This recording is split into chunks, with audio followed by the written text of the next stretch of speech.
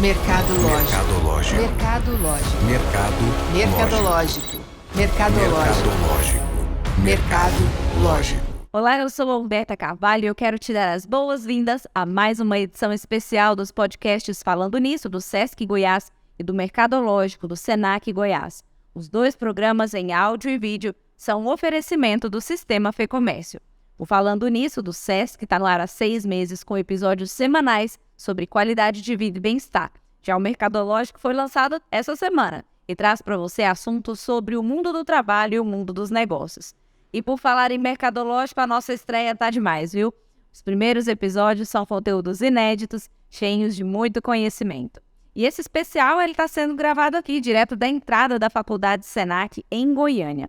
A gente está aqui em loco cobrindo os eventos Jornada Acadêmica e Missão Digital. São 3 dias de muito conhecimento nas áreas da tecnologia, negócios, design e estética.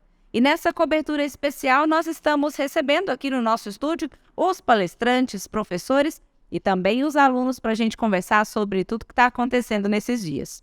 Eu aproveito para te convidar a seguir os nossos podcasts e também a se inscrever nos nossos canais do YouTube. Neste bate-papo, eu recebo o palestrante do Missão Digital, o Vitor Prado. Ele que é game designer, doutorando em informática, CEO da 4Games e criador do primeiro torneio intercolegial de games do Brasil, o Mestres do Sofá. É isso mesmo, Vitor? Vitor, seja muito bem-vindo. Obrigada pela sua participação aqui com a gente hoje. Poxa, muito obrigado pelo convite. Conta um pouquinho da sua trajetória aí pra gente, né? Eu já trouxe alguns títulos, mas queria conhecer como que é a sua trajetória. Eu comecei como acho que qualquer profissional da área, né, de games, né, como um apaixonado por jogos. Então, realmente, assim, a primeira memória mais antiga, né, justamente onde começou minha trajetória, eu tinha 3 anos, meu videogame tinha acabado de quebrar, eu não lembro nem de jogar, mas de acordo com meus pais, eu já jogava antes disso. Foi ali que começou a minha relação com os jogos. E eu sempre quis trabalhar com games mesmo. Eu só não sabia que área. E hoje eu já atuei em algumas. E assim, eu posso dizer que a paixão, ela realmente nunca vai embora. Essa ideia de que, se começar a trabalhar, você não vai gostar, né? Como é que esse hobby vai virar uma profissão? Não é bem assim, né? Claro, tem hora para tudo. Mas é a paixão que sustenta, é a paixão que impulsiona, né, os estudos. Precisa estudar muito, de fato. É um mercado que não para de crescer. Então você tem que estudar até para saber aonde você vai parar.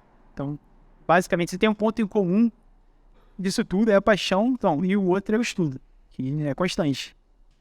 E, Vitor, quais as oportunidades que existem hoje no nosso país? Como que você vê esse mercado hoje aqui no Brasil? O Brasil chegou a ser ainda é um dos maiores mercados, né, de games. Eu tô falando assim de consumo, mas mais do que isso, assim, de vivência, né, de cultura. Então, assim, a grande maioria dos jovens do Brasil são gamers, tá? Para não dizer no mundo, esse é o hobby mais comum que tem. Mas essa é uma realidade que, diferente de outros países, como Estados Unidos, né, alguns países na Europa, a China, aqui no Brasil, infelizmente, já tem muito estigma, ainda tem muito preconceito, principalmente com qualquer coisa ligada a jogos que não seja só uma brincadeira, uma diversão descompromissada. Ou seja, aqui no Brasil, apesar de ser um dos maiores mercados, apesar de ter uma presença forte no cenário do esporte eletrônico, apesar do Brasil exportar profissionais de desenvolvimento e outras áreas, as maiores celebridades, às vezes assim, os streamers, né, essas celebridades digitais, youtubers, vários são brasileiros. E apesar disso tudo, o Brasil ainda, né, infelizmente, enxerga essa tecnologia de entretenimento, essa indústria bilionária, como uma coisa boba, né, que não dá futuro. E acho que esse é um dos pontos mais negativos, mais tristes até, né, que impedem o desenvolvimento, porque você não só acaba escoando, né, toda essa força intelectual, né, como você não potencializa essa oportunidade, né, que são esses jovens todos, né, ávidos, loucos assim por games, apaixonados, mas que só precisam de um pontapé, uma oportunidade, né, para vislumbrar ali as oportunidades e poderem correr, né, atrás disso. Esse, inclusive, foi o tema da sua palestra principal da noite, né? Para além da diversão, trabalhando com games. E eu queria entender isso, assim, quais são as aplicações mais comuns que os games podem oferecer para as empresas, beneficiar os negócios, porque daí a gente está saindo do campo da diversão, como você bem falou na sua palestra, para ir para o campo dos negócios, né? Esse é um outro ponto curioso, né, dos games. Aí tá falando assim, dos jogos digitais de entretenimento. Porque jogo mesmo existe desde sempre, desde o início da civilização. Indícios até de que precedem a civilização. Então, assim, quando você fala de tudo que a indústria dos games trouxe, então todas as tecnologias que foram impulsionadas, todas as profissões, quando você fala isso tudo, inclusive a cultura, né, você tem algo que permeia diversas outras áreas. Ou seja, você hoje, um exemplo bobo, né? A pessoa quer ver um esporte, ela liga a TV para ver um esporte. Provavelmente já está passando a partida do esporte eletrônico. Então, assim, não tem como fugir, jogo. Mas, ao mesmo tempo, é um sinal de que, não dá para ficar, vou ignorar, não existe isso. É como usar isso de uma forma produtiva, como você dá uma finalidade, né, que não seja só ali o entretenimento. E, nesse sentido, você tem exemplos de áreas que estão absorvendo e usando jogos. Educação, claro, né, nos pontos, as áreas principais, inclusive das áreas de atuação, assim, da minha área de atuação, área de pesquisa. Mas você tem saúde, né, por exemplo. Saúde já está, durante a pandemia, né, usou tecnologia derivada desse universo para treinar médicos, né, segue usando, né, então, as simulações todas, não só para saúde, mas de maquinário pesado, mas segurança, pilotar, né, isso tudo foi desenvolvido a partir dos games. Você tem jogos aí, assim, dinâmicas empresariais, né, claro, não só treinamento, mas até de inteligência social. Como é que se estimula isso? Que é outro grande ponto hoje. Você tem toda uma especialização de diversas outras áreas, mas às vezes, assim, claro que todo mundo sabe disso, mas é uma coisa que a gente percebe cada vez mais, que você pode ser o cara mais especializado do mundo, mas em uma determinada área, mas se você não souber interagir com outra, você também não vai conseguir ficar em um emprego, né? Você não vai conseguir se desenvolver e não tem nem oportunidade, né, de você poder se expressar. E esse é um outro ponto que os jogos ajudam bastante. Colaboração, comunicação e todas essas competências, né, socioemocionais. A gente já está percebendo isso através de pesquisas, inclusive, que é uma coisa que quando começou, não tinha. Então, no começo, aquele preconceito todo, né? Jogo emburrece, não tem futuro, leva ninguém a lugar nenhum. Isso tudo sendo desmistificado na prática, por esse mercado que não para de crescer, as profissões que surgem a partir disso, mas também com pesquisas. A gente já tem comprovado, pelo menos não só comprovado, mas sendo estudado uma série de benefícios desse hobby, mas também dos possíveis usos, né? Assim, essas finalidades. Então, assim, em termos de possibilidades, eu acho que isso não falta, sabe? Assim, são realmente as possibilidades são inúmeras, são infinitas. Né? Eu sou parcial, claro, mas assim, começa com essa mudança de percepção. Né? Jogo pode ser uma ferramenta de aprendizado, uma ferramenta de diversos estímulos, mas tem que querer enxergar, né, dessa maneira. Tem que abrir a mente, né? Abrir a mente. Bacana. E quais as tendências dessa área? O que você, na sua atuação, você acredita que está aí tudo muito próximo de acontecer, ou até o que você espera que aconteça também? Essa é uma área, assim, é difícil de se prever, né? Porque se tem uma coisa que aconteceu com a indústria de games, assim, a área como toda, né? Foi esse avanço, acho que não tem maneira melhor de colocar, né? Monstruoso, sabe? Desde o início, ali na década de 70, quando começou, assim, pelo menos em termos de entretenimento, jogos digitais de entretenimento, jogos eletrônicos, né? Quando isso começou na década de 70, que o pessoal, logo de cara, já teve uma aderência, né? Como entretenimento nas casas, né? Aí a década de 80 começou a explodir. Mas ali, logo de cara, você já tem uma série de recordes, uma série de números, né, sendo quebrados. Não parou de crescer.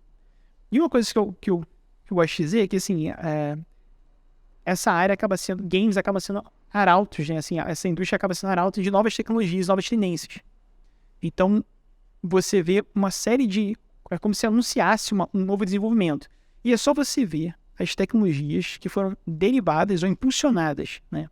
Inclusive as profissões correlatas. Exemplo, realidade virtual. Claro, qualquer tecnologia, você talvez comece ali a discussão no campo da ficção científica, mas ela realmente né, se não surge na indústria militar, provavelmente surgiu com a indústria de games ou foi impulsionada. Os estudos também.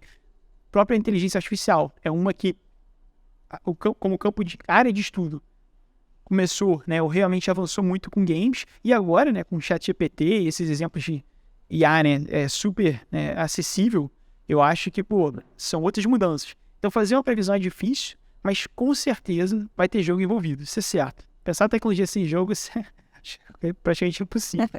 É isso aí. E para quem está nos ouvindo, que tem vontade de trabalhar com esse universo, que gosta de games, você já adiantou um pouquinho dessa pergunta que eu vou te fazer, que é quais habilidades o profissional precisa ter para levar o game para além da diversão? E a primeira coisa que você já me disse lá atrás que é gostar de games, mas quais outras habilidades? Eu acho que aí, assim, levando em consideração 3 fatores, né? Primeiro, a acessibilidade das ferramentas, que são cada vez mais acessíveis, né? Essa tendência à tecnologia que pode não ter muita, assim, não tem total uma relação direta com games, né? Apesar de ser impulsionada, né? Que essa coisa da tecnologia está cada vez mais voltada para transformar o usuário em técnico. Sim. Então você vê isso em diversos lugares, edição de fotos, né? Vídeos, criação de... né? No campo de design, assim como um todo, né? Você tem isso, mas em outras, até programação com IA agora, que você já praticamente programa dando comandos para inteligência artificial, né? Só que ao mesmo tempo, isso não quer dizer que a pessoa não tem que se especializar. Isso quer dizer que quem não trabalha com isso tem uma chance agora maior de poder ingressar, né? Mais acessível, mas quem trabalha você tem um trabalho de potencialização, ou seja, pode ir mais longe, né? É uma questão de aprender mesmo. Mas em termos de competências, e aí, se levar em consideração essa acessibilidade das ferramentas e essa tendência, não é para achar que então se essa tendência, eu só preciso ir lá descobrir uma ferramenta que faça o que eu quero? Não é bem assim. E aí vem, acho que o segundo ponto, que é fundamental, é entender que, justamente porque tem muita tecnologia, é necessário discutir as implicações dessa tecnologia. Então, eu estou falando de alfabetização midiática, por exemplo. Hoje, a gente vê isso também, as consequências disso. Fake news, né? Todas essas bolhas das redes, né? Todos os problemas disso. Inclusive, os problemas de você, assim, questões de segurança. Você baixa uma coisa, se você não sabe se está explorando, às vezes você acha que aquela ferramenta é única. E não é, assim, ponto bobo, né? Só tem essa ferramenta. Às vezes você paga caro por isso. Uma empresa às vezes paga caro porque não sabe que tem outras, né? Tem dezenas como aquela. Mas às vezes, como usuário, você às vezes se vê impedido porque uma que você separou é complicada. E aí, né, respondendo agora, tentando ser o objetivo que eu falo muito, em termos de competências, é uma questão de aptidão digital. Que são competências gerais que regem o uso de tecnologias, né? Isso é aptidão digital, né? Essas competências gerais regem o uso de tecnologias, seja pensamento crítico, né? Você tá... letramento digital, né? Claro, mas assim, você tá apto a entender o que você tá vendo, combinado com o quê? Somado com essa vontade de desbravar esse universo. Porque esse é um universo que você precisa estar motivado, não só apto, ter a capacidade de entender, mas está motivado a buscar soluções. E são esses 2 fatores. Isso é mais importante que qualquer domínio tecnológico específico. É isso, é você saber o que você está consumindo. E aí só um parênteses, assim, isso é uma discussão importante, que é o que a gente acaba vendo hoje. Quando a gente usa muita ferramenta, quando você tem esse consumo desenfreado, sem um consumo consciente, sabendo o que você está usando, o que você está consumindo, você acaba virando refém da tecnologia. É o famoso sonambulismo tecnológico. É quando você só consome, só se deixa levar a próxima tendência, e você nunca de fato explora todo o potencial dessas ferramentas, né? Então, realmente, em termos de competências gerais, acho que é isso, aptidão digital. Bacana. Vitor, muito obrigada pela sua participação aqui hoje. Eu agradeço. Tenho certeza de que quem participou, né? Você acabou de sair da nossa palestra principal. Quem participou da palestra aprendeu muito, né? Teve mais uma oportunidade de ouvir muito mais sobre esse universo. Então, muito obrigada pela sua participação. Se alguém quiser conhecer mais sobre o seu trabalho, sobre esse universo, sobre os trabalhos que você desenvolve, onde que te encontra? Pode me encontrar nas redes sociais, né? Principalmente no Instagram, né? Victor H. do Prado. Ou o próprio site também da 4Games, né? Então, 4games.biz. Também costumo colocar alguns cases, alguns exemplos de trabalhos, né? Porque são realmente, às vezes, é difícil visualizar, né? Assim, aplicações diferentes dos jogos, poder se uso, né? Além da diversão, né? Claro. E lá a pessoa vai encontrar tudo Vai isso. encontrar tudo isso. E, claro, Várias inspirações. várias discussões. E perguntar o que quiser também, tá? Tô sempre à disposição pra falar de jogo é comigo mesmo. Eu falo muito. Muito obrigada, viu, Vitor? Obrigado. Você acompanhou mais uma edição especial dos podcasts Falando Nisso, do Sesc Goiás e Mercadológico, do Senac Goiás. Eu quero te lembrar de seguir os nossos podcasts e também a se inscrever nos nossos canais do YouTube. A gente se vê no nosso próximo episódio especial. Até lá! Mercadológico. Mercadológico. Mercadológico. Mercado lógico.